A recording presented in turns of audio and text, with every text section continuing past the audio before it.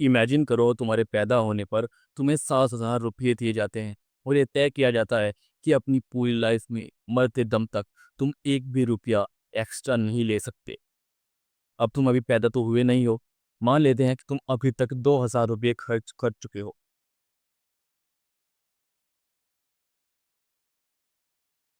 लेकिन अभी भी तुम्हारे पास 5,000 रुपये बचे हैं जिनके सहारे तुम अपनी पूरी लाइफ बिता सकते हो। लेकिन क्या हो अगर मैं कहूँ कि इनमें से 1,000 रुपये मुझे दे दो, बिना किसी चीज़ की अदला बदली के, बिना किसी कर्ज की, बिना किसी उधार के मुझे इस 1,000 रुपये तुमसे चाहिए एंड मैं इनको तुम्हें कभी वापस नहीं दूंगा। तो क्या तुम दोगे? नहीं। क्यों? क्योंकि तुम्हें पता है कि अगर इनमें से एक भी रुपया खर्च हुआ गलत जगह पर तो वेस्ट हो जाएगा, और क्योंकि तुम्हें कभी ये रुपये वापस नहीं मिलने वाले, इसलिए तुम इनको सिर्फ सही जगह पर ही खर्च करना चाहते हो। तुम इनको किसी को भी ऐसे ही नहीं देना चाहते, तुम इसको कहीं भी ऐरी गैरी जगह इस्तेमाल नहीं करना चाहते, राइट? तुम चाहते हो कि ये एक एक रुपया उस जगह पर लगे जहाँ पर ये कामयाब हो, जहाँ पर ये मेरे किसी काम आए। और इसी वजह से तुम इन 5,000 रुपयों को अब फूंक फूंक कर इस्तेमाल करोगे, तुम उनको बहुत सावधानी से इस्तेमाल करोगे। अब ये तो था पैसे का एग्जाम्पल, लेकिन टाइम भी कुछ इसी तरीके से वर्क करता है। दिक्कत यह है कि तुम्हारा गवाया हुआ पैसा तुम्हें कहीं ना कहीं से वापस मिल जाएगा। हो सकता है तुम्हें किसी से मांगना पड़े, लेकिन पैसा वापस मिल जाएगा। लेकिन समय, तुम्हारा एक एक सेकंड गवाया हुआ समय वापस नहीं आएगा। अब हो सकता है तुम ये बात कई बार सुन चुके हो, लेकिन जिस तरीके से गवाए हुए पैसे की कीमत सिर्फ वो इंसान जानता है जिसके पास अभी पैसा नहीं है, गवाए हुए समय की कीमत भी वही जानता है जिसके पास अब समय नहीं है। और जैसे कि मैंने कहा, पैसा तो फिर भी वापस आ जाएगा, लेकिन समय, तुम कितनी ही कोशिश कर लो, तुम्हारे पास कितनी भी पावर हो, वो कभी वापस नहीं आएगा। कुछ लोगों के लिए मैं मान लेता हूँ कि वो सोच रहे होंगे कि भाई टाइम मशीन भी तो आ जाएगी। तो क्या तुम्हें सही में लगता है कि तुम्हारी लाइफ स्पैन के अंदर टाइम मशीन आएगी? मैं ये नहीं कह रहा कि टाइम मशीन नहीं आएगी, लेकिन क्या तुम्हारी लाइफ स्पैन के अंदर आ पाएगी? क्या अगले 50 साल के अंदर या 60 साल के अंदर टाइम मशीन आ पाएगी? और मान लेते हैं कि टाइम मशीन आ भी गई, तो क्या तुम उसको यूज़ कर पाओगे? क्या तुम्हें लगता है कि इतना आसान होगा हर इंसान के पास एक टाइम मशीन हो पाना? सो ये बात अगर तुम सोच रहे हो कि टाइम मशीन आएगी, तो सॉरी ब्रो, ऐसा तुम्हारे साथ नहीं होने वाला। खैर, अपने मेन टॉपिक पर वापस आते हैं। याद करो जब जनवरी में तुमने अपने अलग अलग गोल सेट किए थे, तुमने अलग अलग टाइप के रेजोल्यूशंस लिखे थे कि मैं ये करूँगा वो करूँगा। और अभी सितंबर चल रहा है जब मैं इस वीडियो को शूट कर रहा हूँ, आज 1 सितंबर है। तुम पूरे 8 महीने बिता चुके हो और आई डोंट नो कि तुमने अपने गोल्स को पूरा किया या उसके लिए वर्क कर रहे हो या नहीं कर रही हो। लेकिन अगर तुमने अपने गोल्स को पूरा नहीं किया है और इस वीडियो को देखने के बाद तुम रिग्रेट करते हो, तो तुम्हें करना चाहिए। क्योंकि अगर तुम रिग्रेट नहीं करते हो, इसका मतलब है कि तुम अपने टाइम की वैल्यू नहीं कर रहे हो। लेकिन सबसे बड़ी प्रॉब्लम पता है कहाँ पर है? यहीं पर, जहाँ से मैंने कहा कि जनवरी तुमने पाया और अब 8वां महीना है। इसी बीच में तुम मंथ्स गिनते हो, जनवरी, फरवरी, 1 तारीख, 2 तारीख। हम लोग जिस तरीके से समय को देख रहे हैं ना, वही सबसे बड़ी प्रॉब्लम है।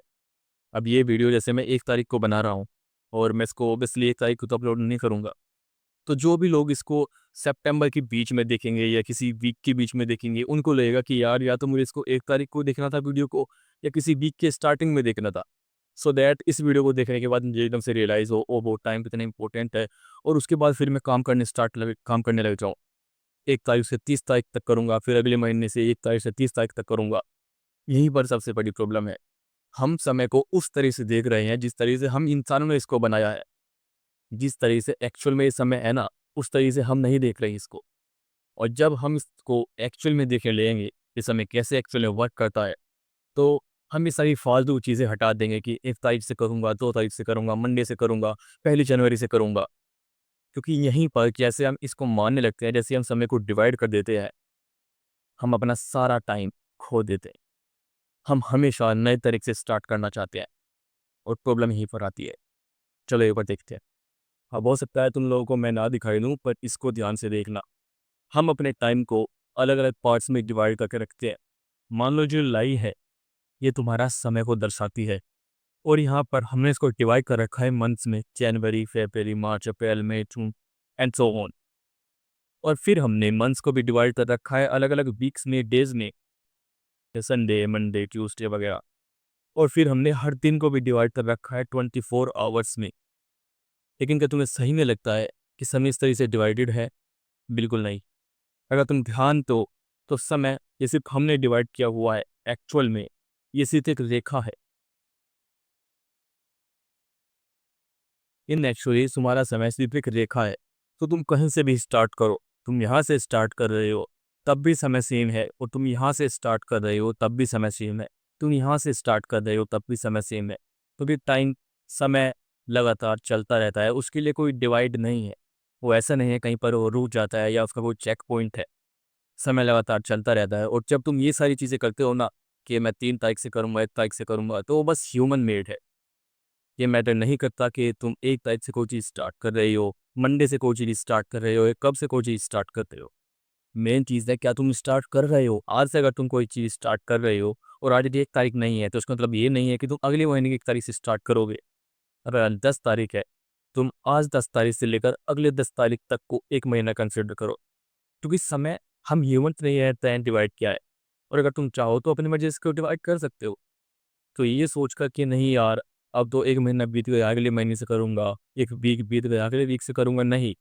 ये तुम्हारे माइंड के अंदर है, एक्चुअल में समय ऐसा नहीं है। और अभी 24 मंथ चल रहा है, साल खत्म होने वाला है, साल शुरू हुआ है। जब भी तुम इस वीडियो को देख रहे हो, ध्यान रखना, समय को अपने अकॉर्डिंग डिवाइड करो और समय सही से चले।